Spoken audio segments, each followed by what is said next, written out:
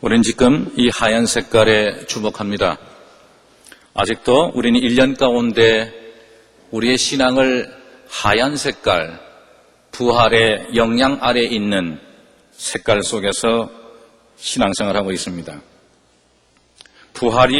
부활주일이 지난 지 한 달 정도 되었습니다.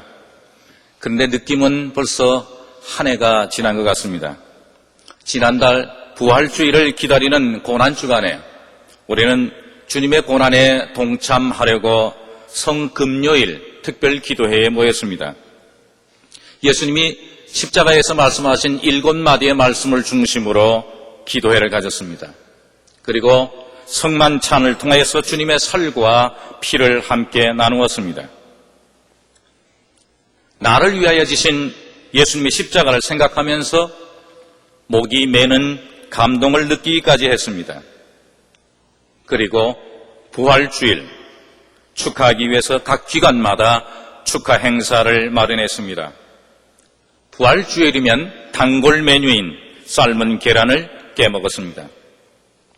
부활을 찬양하는 찬양을 불렀고, 이런 다양한 일들을 통해서 우리는 부활의 신앙을 재다짐했으며 하나님의 평강을 교환하고 용기와 희망으로 가득 채웠습니다. 그런데 한 달 전만 해도 예수 부활하신 예수를 외치며 세상에서 가장 행복하고 자신감이 넘치는 자들이었습니다. 그런데 지금은 어떻습니까? 꽤 신경을 쓰고 참석했던 예수님의 고난과 죽음, 추모식, 그리고 부활 축하 행사를 통해서 우리에게 달라진 것은 무엇입니까? 아마도 지난 부활주일 예배에 참석한 자들 대부분이 이 예배에 참석했을 것입니다. 고난과 부활을 축하하던 분주한 예배와 행사는 끝났습니다. 그리고 우리는 일찌감치 옛 생활로 돌아왔습니다. 언제 주님의 고난주간과 부활주일에 울고 웃었는지 기억이 나지 않습니다. 일상생활로 돌아온 우리는 다시금 이 나라 정치인들의 무책임함과 불안한 경제, 그리고 대형 안전사고와 어수선한 사회의 흐름으로 불안해하고 있습니다. 집단 대결이 곳곳에서 끊이지 않고 기본적인 사회 규범이 무시되고 있습니다. 젊은이들은 마치 하늘에서 별을 따려고 하는 노력으로 직장을 찾고 있으며, 회사 사정에 불안한 직장인들은 더 안전한 직장이 없는지 신문의 구직 광고란을 뒤적입니다. 그래서 이제 우리는 자주 작년 월드컵 때 이맘때 우리가 만끽한 신바람 한마당이 그리울 뿐입니다. 우리는 달라진 것 없이 다시 옛 과거로 돌아왔습니다. 부활주일에 느꼈던 평강과 승리에 대한 확신은 어디로 갔습니까? 부활주일이 우리의 일상생활에서 그 무엇을 돌려놓았단 말입니까? 부활주일의 감격과 환희도 우리의 이 냉엄한 현실을 거역하긴 어려웠던 것 같습니다. 이제 부활주일은 지나간 한 날로 기록될 뿐입니다. 그날에 대한 기억도 멀리 사라졌습니다. 이것이 바로 우리의 현실입니다. 이런 현실을 어느 누구보다 잘 알았던 사람이 있습니다. 그 사람이 바로 오늘 본문을 쓴 요한이라고 하는 사람입니다. 1세기가 끝나갈 즈음에 그는 자신의 복음서를 쓰면서 부활하신 예수님을, 육체를 보지도 못하고 그의 음성을 듣지도 못한 자들을 생각하기 시작했습니다. 그들 대부분은 예수께서 돌아가신 후에 태어난 사람들입니다. 그래서 그들이 예수님에게 들었던 이야기들만으로서 신앙생활을 하는 사람들과는 전혀 다르게 예수님에 관해서 들었던 이야기는 직접 들은 것이 아니라 2차, 3차 건너지면서 전해진 것이었습니다. 비록 몇몇 목격자들이 있긴 했어도 그들마저도 희미한 기억력을 가지고 있으며 그리고 생명이 끝나가고 있을 때입니다. 예수님이 부활하시던 그 첫 부활절에 6살이었던 아이는 요한이 자신의 복음을 쓸 때는 이미 70세에 가까운 노인이 되어 있습니다. 요한이 심각하게 느낀 문제는 예수님 믿으라고 하는데, 예수의 부활을 믿으라고 하는데 부활한 예수의 육체를 더 이상 보지 못하고 만질 수 없게 되었을 때, 까마득한 옛날 얘기가 되었을 때에 어떻게 계속 신앙인들을 격려할 것인가 하는 것이었습니다. 이것은 오늘날까지 교회가 끊임없이 고민하고 있는 문제입니다. 이런 문제를 해결하는데 가장 적절한 이야기가 바로 도마의 이야기였습니다. 예수님의 부활을 의심하고 믿기를 주저하던 한 제자의 이야기를 자세하게 전하는 이유가 여기 있습니다. 요한은 바로 이런 도마의 이야기를 통해서 오늘 우리의 생각과 입에서 나올 말들을 그의 입에다가 대신 넣은 것입니다. 도마는 오늘 우리의 충실한 대변인 역할을 하고 있습니다. 그래서 주님으로부터 의심을 떨쳐버리려고 애를 쓰지만 그렇게 되지 않아서 핀잔받은 도마 덕분에 오늘 우리 각자는 어떻게 믿음을 갖게 되는지 다시 한번 생각할 기회를 얻게 된 겁니다. 우리가 먼저 당하지 않은 것이 다행스러울 뿐입니다. 부활하신 예수님께서 제자들에게 처음 나타나실 때 불행하게도 도마는 오늘 우리처럼 그 자리에 없었습니다. 그는 11명의 제자들 가운데 그 중요한 만남의 현장에 없던 유일한 제자였습니다. 이처럼 부활 체험을 경험하는 교육의 첫 시간에 결석한 것은 평소 도마의 성격이 어떤지를 잘 말해줍니다. 아니, 믿고 따르던 주님이 처형당한 마당에 온통 장례식장 기분인데도 불구하고 무슨 개인적인 중요한 일이 있다고 혼자만 이 장례식 현장을 떠났단 말입니까? 무슨 용기가 넘친다고 다른 제자들과 함께 숨 죽이고 있어야 될 터인데도 혼자 돌아다녔단 말입니까? 베드로처럼 도마도 평소에 남들이 감히 쉽게 말할 수 없는 것들을 용기 있게 말할 줄 아는 톡톡 튀는 제자였습니다.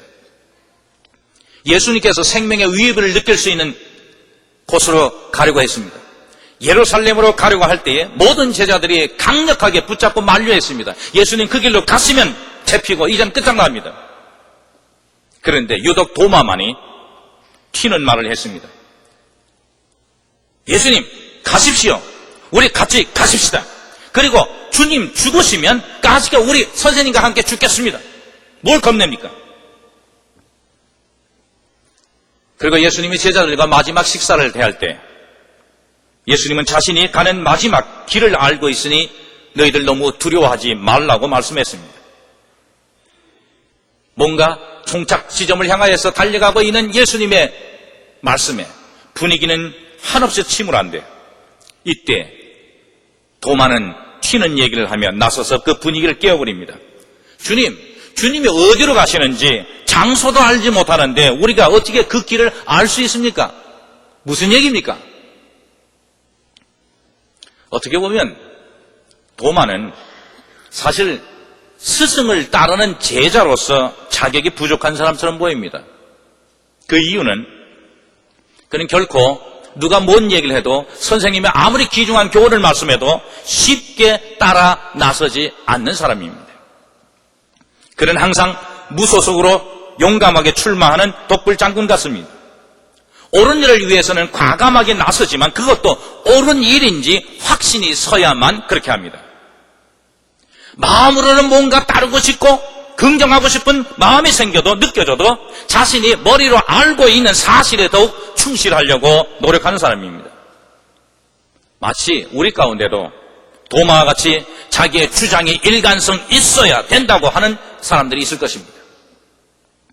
대중과 함께 가기를 거절하는 사람은 사람들을 쉽게 따르지 않습니다. 보다 뭔가 철저함을 추구하게 되어 있습니다.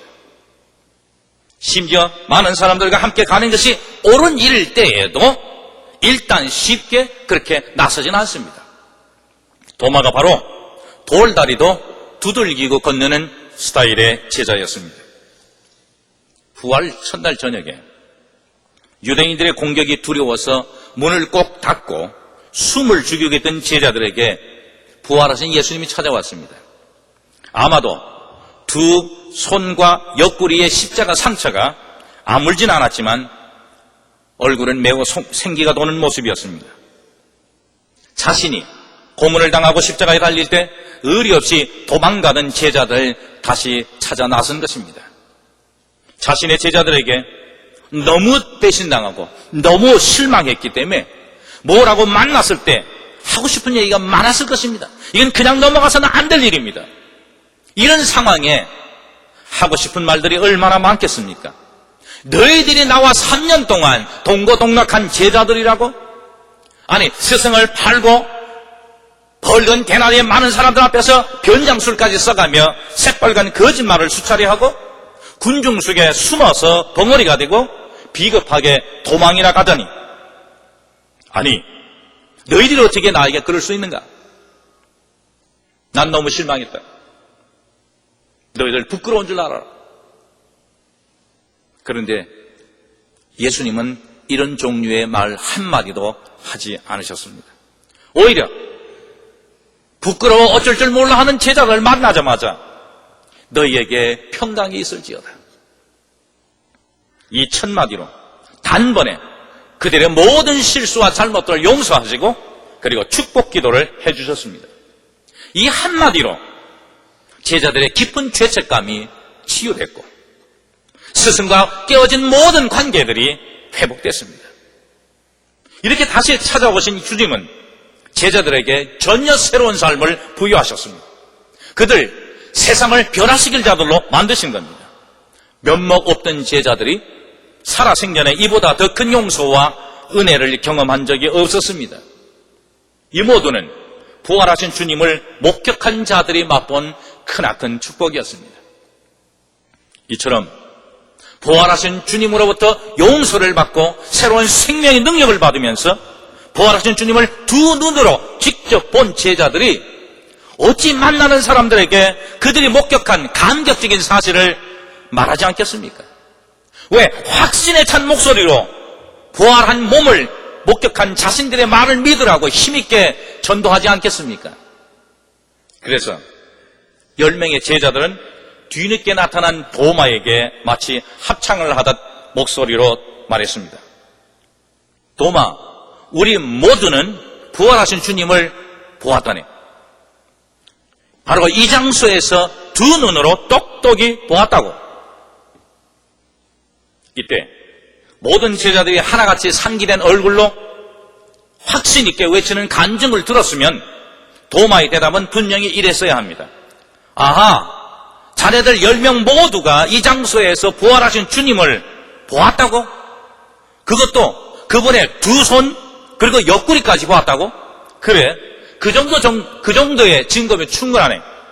난 자네들 말 믿겠네. 그러면 그 다음 우리가 해야 할 일은 뭐지? 아마 이렇게 이야기해야 됩니다. 그러나 당연히 우리의 대변인 도마의 대답은 그렇지 않았습니다. 웃기는 소리 하지 마. 아니, 어떻게 죽은 사람이 다시 살아나? 정말 너희들 두 눈으로 똑바로 봤어? 미안하네만 내가 누구야? 내가 어떤 사람인지 너희들 알지? 자네들 두 손에 못자국, 옆구리에 창자국 직접 만져봤느냐고. 나는 내 눈으로 부활하신 주님의 손에 있는 못자국을 보고 내 손가락으로 그 못자국을 넣어보고 또 내 손으로 그의 옆구리를 넣어보지 않고서는 결코 믿지 못한다네. 도마의 용기와 도전적인 말에 똑똑히 봤다고 확신 있게 이야기하던 10명의 제자들이 할 말을 잃어버렸습니다. 사실 그들도 보긴 봤어도 직접 찔러보고 만져보지는 않았습니다. 아마 그 중에 몇 사람은 도마의 말이 그렇다, 맞다, 네 말이 맞다 그랬을지도 모릅니다. 도마도 우리들처럼 사실인지 아닌지를 판단하기 전에는 직접 보고 확인해야만 합니다. 저도 미확인 비행물체라고 하는 UFO에 관해서 매우 확신 있는 이야기들을 들었습니다. 그런데 제가 직접 이 눈으로 보기 전까지는 회의적일 수밖에 없습니다. 때로는 예수님의 십자가 상처가 자신의 몸에 나타났느니 성모 마리아의 우는 모습이 나타났다는 등 기적 같은 말들이 들려와도 지금까지 제가 직접 경험하지 않은 이상 믿을 수는 없습니다. 내가 직접 보고 경험해 보기 전에는 그것들은 한갓 소문일 뿐입니다. 그들의 말이 거짓말이라고 말하는 것이 아닙니다. 단지 그들이 말하는 것들이 저에게는 진실로 다가오지 않는다는 것을 말하는 겁니다. 내가 직접 보지 않고 만져보지 않는 한 난 믿을 수 없어. 이것이 바로 우리를 대신하여 도마가 한 말입니다. 사랑하는 성도 여러분, 이런 요구가 잘못된 것입니까? 아니, 이런 요구가 너무 지나치다고 보십니까? 우리는 압니다. 결코 지나친 말이 아닙니다. 요한복음의 저자는 도마의 요구를 충분히 이해했습니다. 그렇지 않았다면 요한이 왜 이 도마의 이야기를 우리에게 전하겠습니까? 예수님도 도마의 태도를 이해했습니다. 예수님이 제자들에게 보여주신 자비로우신 일이 많습니다만은 그 중에 한 가지는 도마가 다른 제자들의 말을 신뢰하지 못하고 그래서 결국 신앙의 집단에서 왕따당하고 제자 그룹으로부터 떨어질 수밖에 없었는데 주님은 그걸 원치 않았습니다. 오히려 예수님이 부활하신 후 만날 사람들 많고 찾아갈 곳 많으심에도 불구하고 그 중요한 첫 방송을 놓친 도마 한 사람을 위해 재방송을 하신 겁니다.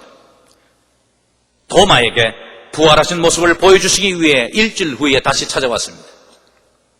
첫날 저녁에 어떤 그 누구라도 부활을 전하는 자들의 말을 믿어야 했습니다.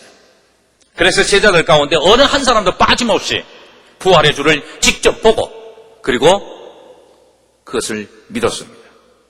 그렇게 주님의 배려로 왕따당할 수 있는 불신의 제자 도마의 문제는 해결됐고 제자들 그룹에 남아있을 수 있었습니다. 잘된 일입니다. 참 다행스러운 일입니다. 그런데 우리는 뭡니까? 우리는 어떻게 하란 말입니까? 도마가 고민하던 문제는 아직도 오늘 우리에게 그대로 남아있습니다. 우리는 너희들이 본 거로 믿느냐? 보지 않고 믿는 자가 더 복이 있다고 했습니다만은 사실 우리는 안 보고 믿는 것보다 보고 믿기를 원합니다. 직접 만져본 후에 믿고 싶습니다. 이게 우리의 진실입니다. 우리는 모두 다 부활하신 주님이 나타나신 그곳에 있지 않았습니다. 그리고 도마에게 베풀어진 재방송은 앞으로 기대하지 마십시오. 우린 결코 이 땅에 사는 동안 예수 그리스도의 구체적인 몸을 우리의 두 눈으로 확인한다든지 아니면 이 손으로 만져볼 수 있는 기회는 전혀 갖지 못할 것입니다. 너는 나를 보았기 때문에 믿느냐? 나를 보지 않고도 믿는 사람은 복이 있도다. 이 말씀은 도마에게 준 것이 아닙니다.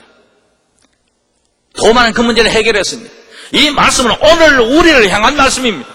이 말씀을 도마에게만 들려진 것이 아니라 도마의 어깨 너머에 있던 다른 10명의 제자에게 들려졌을 뿐만 아니라 오늘 우리에게도 들려지고 있는 말씀입니다. 우리가 예수 그리스도를 믿기 전에는 이 문제는 아무 상관할 것이 아닙니다. 수천 년 동안 예수님의 부활했다는 등 어떻다는 등 보았다는 등 만졌다는 등 하는 얘기는 우리하고 아무 상관이 없었습니다. 그런데 도마라는 사람까지도 예수님이 부활의 이야기 속의 한 주인공으로 부르셨고 그리고 그 주님은 오늘 이 시대에 살고 있는 우리들까지도 바로 도마를 집어였던 그 부활 이야기의 한 부분이 되도록 초청하고 계십니다. 그래서 이 본문이 오늘 우리에게까지 온 것입니다. 우리들은 주님의 부활하신 육체를 한 번도 본 적이 없습니다. 이건 부인 못합니다. 다만 우리가 예수님의 부활에 관해서 이야기할 때 이것은 그곳에 있었던 사람들의 증언에 의존할 뿐입니다. 자신들이 분명히 보았다는 말을 믿으라고 계속 말하고 있던 사람들의 말을 듣고 전해서 부탁한 사람들의 증언에 의하여서 기록된 말씀, 그 증언에 의존하고 있는 것입니다. 그들은 오늘 우리에 비하면 살아생기 전에 특이한 일들을 목격하고 믿었던 행운아들입니다. 확실히 이것은 그들만이 누린 특권입니다. 그들은 목격했습니다. 만졌습니다. 그래서 그들 신앙에는 조금 더 의심이 없었습니다. 더군다나 그들의 입에서 확신 있게 간증되고 있는 얘기를 들었던 그들의 자녀들과 후손들도 그 증언한 기적들을 믿을 수 있었습니다. 그날 저녁에 부활하신 예수님을 본 자들이 얼마나 부럽습니까?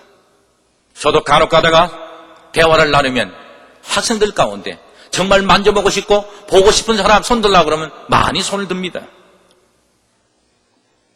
만진 사람들, 본 사람들이 부럽습니다만, 그럼에도 우리가 한 가지 정말로 하나님에게 감사할 것이 있습니다. 그것은 부활을 목격한 자들이 부활하신 예수님에 관한 것들을 그 생애를 그림으로 그렸다든지 아니면 무슨 방법으로 해서라도 제단벽에다 갖다 걸어놓고 매주일마다 오는 사람들에게 볼 수 있도록 하지 않았습니다. 예수님을 보았다라고 하는 것들을 표를 만들어가지고 영원한 것으로 액자에다 놓고 못을 박아가지고 와서 보라고 한 곳에다가 한정시키지 않았습니다. 그 대신 그들은 예수님에 관하여 기억할 수 있는 모든 이야기들 모았습니다. 특별히 그분이 어떤 분인가를 그에 관한 이야기들을 수집했습니다. 그들은 그 수집한 이야기들을 생생하게 그리고 아직도 살아있는 이야기들로 기록했습니다. 그래서 서로에게 그 이야기들을 서로 큰 소리로 읽어줄 때에 감동을 받았고 그들의 맥박이 빠르게 뛰고 손바닥에 땀이 났었던 겁니다. 그들은 많은 이야기들을 원래대로 보존했습니다. 비록 그 원래의 이야기들이 듣는 자들을 당황하게 할 때도 있었고 문제를 일으킬 수도 있었고 또는 마음에 상처를 줄 때도 있었습니다만 그대로 전했습니다. 그 이유는 오히려 그런 이야기들이 신앙을 살아있게 만드는 가장 좋은 기회를 제공한다는 것을 알았기 때문입니다. 사람들은 그 이야기들을 그냥 그대로 둘 수 없었습니다. 읽고 또 읽으면서 그리고 전하면서 신앙의 힘을 얻었습니다. 이것은 마치 사용할 때마다 잔디를 깎는 기계의 날이 더욱 새로워지듯이 똑같습니다. 만일 여러분들이 이야기들을 사랑하는 사람들이라면 이것이 사실임을 알 것입니다. 좋은 이야기는 단지 우리에게 옛날에 일어난 어떤 것 간에서만 말하는 게 아닙니다. 좋은 이야기는 그 옛날에 생명을 불어넣어서 오늘 우리가 그 속에서 거릴 수 있게 만들고 숨을 수 있게 만들 뿐만 아니라 직접 그 시대를 지금도 보듯이 경험할 수 있게 만듭니다. 예를 들면 우리는 바람과 함께 사라지다는 아름다운 서사시를 읽고 등장인물인 스카렛과 렛과 그리고 멜라니를 그리워하면서 여러 날 동안 허전함을 느꼈습니다. 때로는 탐험가 마젤란이 풍랑 속에서 해협을 빠져나가는 장면을 기록한 책을 읽을 땐 의자에 앉아 있으면서도 그 배를 탄 선원처럼 뱃멀미를 느낄 수 있습니다. 바로 이것이 이야기가 지니고 있는 힘입니다. 그래서 그 이야기가 예수님에 관한 것일 때는 그 이야기의 힘은 곧 하나님의 힘이 됩니다. 성경은 우리의 선조들이 오늘 우리에게 전달해 주기 위해서 메시지를 돌돌 말아 병 속에 넣은 후 바다에 띄워놓은 것 같습니다. 그 이유는 그들이 전해준 이야기에 의해서 예수님의 육체가 아니지만 이야기를 통해서 우리가 예수님의 성품을 경험하기를 원했기 때문입니다. 그들이 우리를 위해 오래전에 기록한 것들을 우리가 읽으면서 우린 그것을 믿든지 아니면 믿지 않든지 자유롭게 결정할 수 있습니다. 그들이 전해준 이야기를 받아들이든지 받아들이지 않든지 그건 우리에게 달렸습니다. 그러나 그 오늘 본문이 우리에게 분명히 전하는 한 가지가 있습니다. 그것은 뭐냐면 보는 것이 듣는 것보다 좋은 것은 아니다.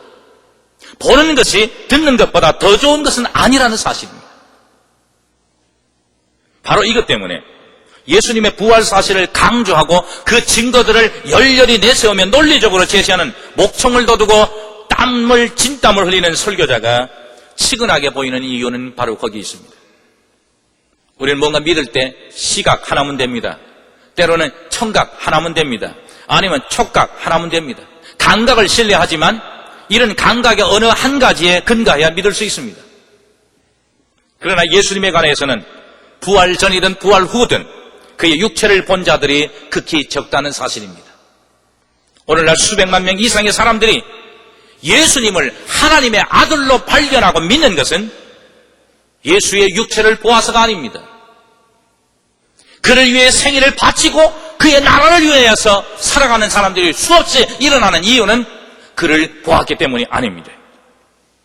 오히려 그분에 관한 이야기를 듣고서입니다. 본 거로 믿은 것이 아니라 들은 거로 믿고 있습니다. 우리가 예수님에 관한 이야기를 읽고 들을 때 그 이야기는 갑자기 성경책으로부터 튀어올라서 우리의 마음속에 닿게 됩니다. 역사 속에 근거한 이야기들이지만은 결코 그 역사 속에 그냥 죽지 않았습니다. 그래서 예수님은 아직도 그 이야기들 속에 살아있고 그 이야기를 통하여서 우리를 올리고 우리를 즐겁게 하고 우리에게 희망을 주고 행동하게 하는 힘을 가지고 있습니다. 이것이 바로 우리가 그분과 그분에 관한 이야기들을 하나님의 살아있는 말씀이라고 부르는 중요한 이유입니다. 내 손가락을 여기에 넣어보고 내 손을 직접 봐라. 내 손을 펴서 내 옆구리에 넣어봐라.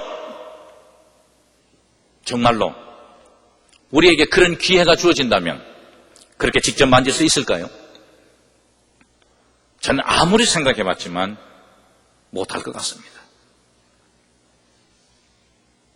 도마처럼 우리도 만질 수는 없을 것입니다. 그러나 그 이야기가 마치 우리가 만질 수 있는 것처럼 느끼기나 할 수 있겠는가?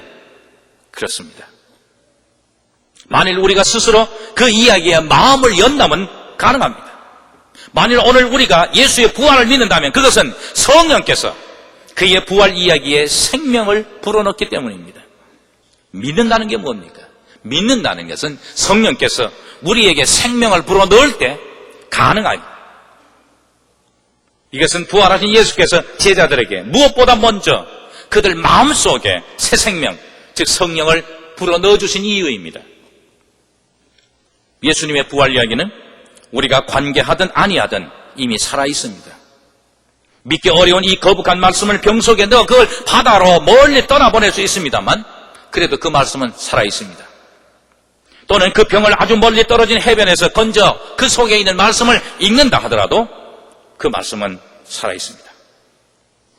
그 말씀을 긴 천에 적어서 경비행기에 달고 하늘을 날아간다 할지라도 그 말씀은 사실입니다. 그 말씀을 쪽지에 적어서 베개 속에 넣어둘 수 있습니다. 그래도 그 말씀은 사실입니다. 우리가 예수님의 부활에 관한 말씀을 날려보내든 찢어버리든 고개를 돌리든 코웃음으로 비웃든 아니면 안 들은 것으로 친다 할지라도 그 말씀은 사실로 남아있습니다. 그리고 그 말씀은 지금도 세계를 움직이고 많은 사람들의 심령을 살리고 있습니다. 왜 예수님의 부활 이야기가 성경 가운데 가장 분명한 사실이고 또한 지금 우리에게까지 들려지게 되는지 아십니까? 무엇이 그렇게 했는지 아십니까? 그 이유는 매우 간단합니다. 그 이유는 예수님의 몸과 그의 부활 사실을 직접 보고 만졌던 사람들이 온갖 돌아다니면서 온 세계에 퍼뜨리고 이야기하고 간증했기 때문에 아닙니다. 그 이유는 예수님의 부활 이야기가 도마같이 의심하던 많은 사람들의 삶 속에서 살아 움직이고 영향을 줬기 때문입니다. 우린 그것을 부끄러워하지 않습니다. 예수님의 부활 이야기는 아주 어려운 상황 가운데 있는 사람들을 위한 견고한 다시 되었고 피할 바위가 되어왔으며 그리고 든든한 지지대가 되어왔습니다. 지금도 부활 이야기는 교도소 창살 안에 갇혀 아내와 아이들의 생계를 걱정하는 죄수에게 기도를 결코 포기하지 않게 하는 말씀입니다. 부활 이야기는 위험한 대수술을 앞에 두고 수술대 위에서 떨고 있는 환자에게 생명에 대한 믿음을 결코 포기하지 않게 하고 있습니다. 부활 이야기는 몇 번의 사업 실패로 더 이상 살고 싶지 않은 사업가에게 용기를 포기하지 않게 만듭니다. 그리고 이 부활 이야기는 행방불명된 외아들을 찾기 위해 7년을 돌아다닌 젊은 엄마에게도 결코 희망을 포기하지 않게 합니다. 아니, 이 세상에 그 어떤 것이 하나님만이 하실 수 있는 일, 예수의 부활보다 분명하겠습니까? 그래서 불가능함이 없으신 하나님을 믿는 사람들은 어떤 상황 가운데서도 결코 포기할 수 없는 것입니다. 예수님의 부활 이야기는 하나님에게는 불가능함이 없다는 사실을 가장 잘 나타내기 때문입니다. 그들이 보여준 삶, 그들이 보여준 그 삶은 예수의 부활 이야기에 살아있는 한 부분이 되어서 오늘 우리에게까지 전해져 내려왔고, 오늘 우리도 그 이야기를 통하여서 삶을 변화시키고, 그리고 그 부분이 되는 것입니다. 이제 하나님은 우리도 예수님의 부활 이야기의 한 부분, 살아있는 이야기가 되기를 원하십니다. 우리는 고난주간에 울었습니다. 때로는 성만찬을 통하여서 주님을 기억했습니다. 부활주일에 큰 소리로 웃었습니다. 이런 방법들, 또 뿐만 아니라 삶 속에서 다양한 여러 가지 방법들을 통하여서 이 세상에서 부활하신 예수 그리스도의 한 부분, 그의 부활 이야기의 한 부분이 되는 것이 바로 신앙생활입니다. 그래서 부활 이야기는 우리의 간증이 강하든 약하든 계속 우리 이후의 세대까지 전달되게 되는 것입니다. 그래서 우리는 두 눈으로 분명히 보지 못하고 이 손으로 찔러보지 못하고 만지지 못했지만 전혀 그건 문제가 되지 않습니다. 오히려 만지고 보았던 사람들보다도 예수의 이야기를 통하여 삶 속에서 모든 힘들고 어려운 상황들을 극복해 나가면서 예수의 부활을 경험하는 우리의 이야기가 더 강한 것입니다. 우리는 외칩니다. 우리는 주님을 보았습니다. 예수 그리스도를 보았습니다. 주님의 부활한 몸을 두 눈으로 직접이요? 아니죠. 그렇다면 부활의 이야기로요? 예, 그것은 가능합니다. 그러면 더 분명한 것은 우리의 삶 속에서, 우리는 삶 속에서 우리에게 살아있어 부활로 다가와 새로운 생명을 주며 우리의 삶을 변화시키며 세임과 소망과 능력을 주시는 그분을 삶 속에서 만나고 보고, 그리고 그분을 믿습니다. 이것만큼 분명한 사실은 없습니다. 다 같이 기도하겠습니다. 혹시 도마처럼 만지고 싶은 분 있습니까? 보고 싶다. 나도 그 장소에 있었으면, 그런 마음을 가지셨죠. 보는 것보다 듣는 것이 얼마나 힘 있는 것인지 우리는 알고 있습니다. 내 삶을 통하여 듣습니다. 성경 속에 있는 메시지를 통하여 듣습니다. 나보다 앞서가는 신앙인들의 간증을 통하여 듣습니다.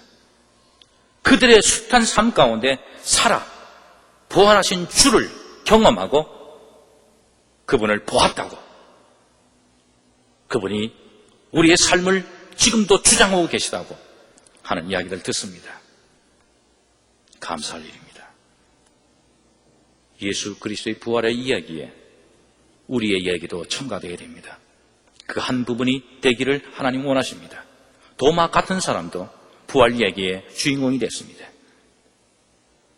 아직도 부활 주간을 지내고 있으면서 우리 또한 우리의 삶에 힘들고 어려운 상황에서 예수의 부활을 경험하고 주님을 보고 만지듯이 그 이야기의 한 부분이 될 수 있습니다. 마음을 열고 그분을 받아들이고 그분을 초청하는,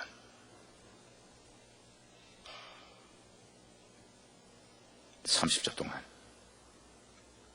여러분의 마음을 여십시오. 지금 우리 가운데, 우리 삶 가운데 예수 그리스도의 부활의 이야기의 한 부분을 차지하도록 인도하시는, 초청하시는 주님에게 뭐라고 말씀하십시오.